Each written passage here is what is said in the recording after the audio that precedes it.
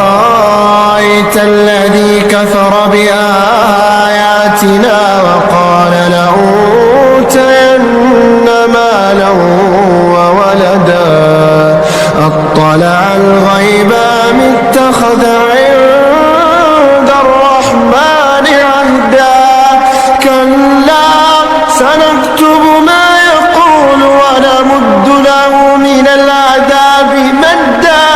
ونرثه ما يقول ويأتينا فردا واتخذوا من دون الله آلهة ليكونوا لهم عزا كلا سيكفرون بعبادتهم ويكونون عليهم ضدا ألم تر أنا أرسلنا الشياطين على الكافرين تؤزهم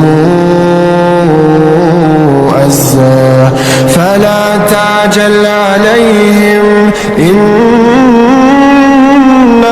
نعد لهم مدا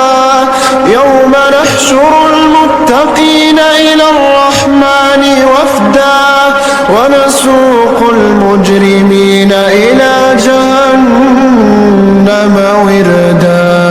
لا يملكون الشفاعة إلا من اتخذ عند الرحمن عهدا وقالوا اتخذ الرحمن ولدا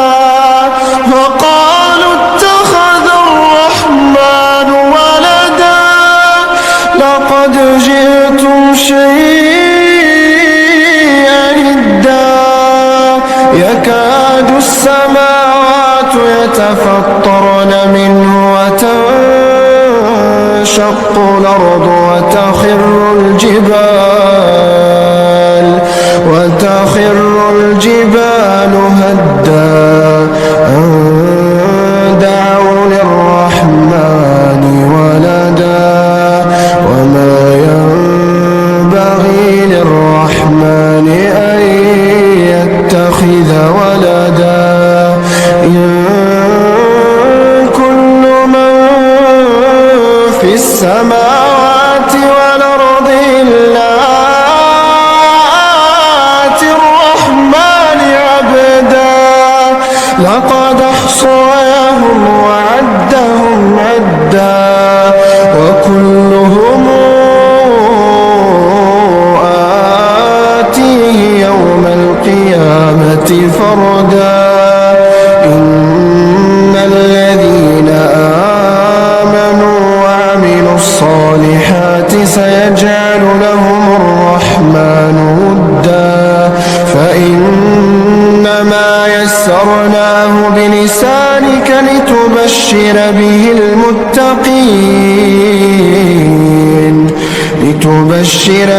المتقين وتنذر به قوما لدا وكما أهلكنا قبلهم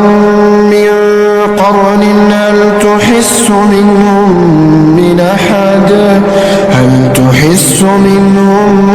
من أحد أو تسمع لهم ركزا। तो क्या तुमने इसे देखा जो हमारी आयतों से मुनकिर हुआ और कहता है मुझे ज़रूर माल व औलाद मिलेंगे। کیا غیب کو جھانک آیا ہے یا رحمان کے پاس کوئی قرار رکھا ہے؟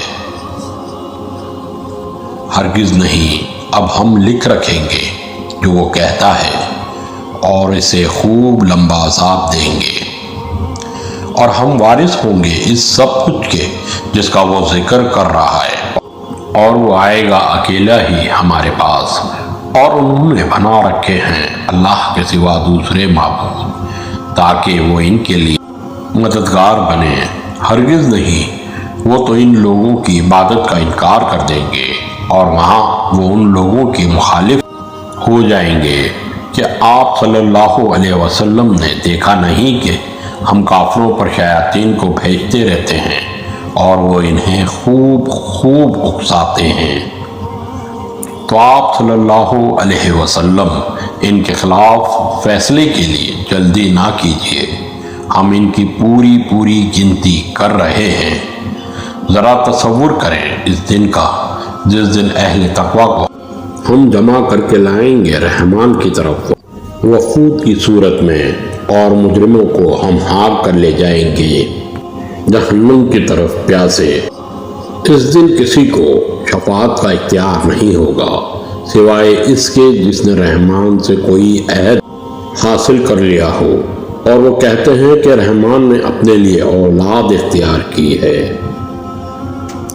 بے شک تم حد کی بھاری بات لائے، قریب ہے کہ آسمان پھٹ پڑے، زمین شق ہو جائے اور پہاڑ دھماکے کے ساتھ گر پڑے کہ انہوں نے رحمان کے لیے اولاد قرار دی، اور یہ بات رحمان کے شایان شان نہیں ہے کہ وہ کسی کو اپنی اولاد بنائے۔ نہیں ہے کوئی آسمانوں اور زمین میں مگر وہ آئے گا رحمان کے حضور بندے کی حیثیت سے۔ اس نے ان سب کا احاطہ کر رکھا ہے اور پوری گنتی کر رکھی ہے، اور قیامت کے دن سب کے سب آنے والے ہیں اس کے پاس اکیلے اکیلے۔ یقیناً جو لوگ ایمان لائے اور انہوں نے نیک اعمال کیے، عنقریب ان کے لیے رحمان لوگوں کے دلوں میں محبت پیدا کر دے گا۔ تو ہم نے آسان کر دیا ہے اس قرآن کو آپ صلی اللہ علیہ وسلم کی زبان میں، تاکہ آپ صلی اللہ علیہ وسلم بشارت دیں، اس کے ساتھ متقین کو اور خبردار کریں، اس کے ساتھ جھگڑالو قوم کو، اور ان سے پہلے ہم نے کتنی ہی قوموں کو ہلاک کر دیا۔ کیا آپ محسوس کرتے ہیں ان میں سے کسی کو بھی یا آپ صلی اللہ علیہ وسلم سنتے ہیں ان کی کوئی بھنک بھی؟ اللہ رب العزت سے دعا ہے کہ قرآن اور حدیث پر چلتے ہوئے فرقہ واریت کی لعنت سے باہر نکلنے کی توفیق عطا فرمائے، آمین یا رب العالمین۔ السلام علیکم ورحمۃ اللہ وبرکاتہ۔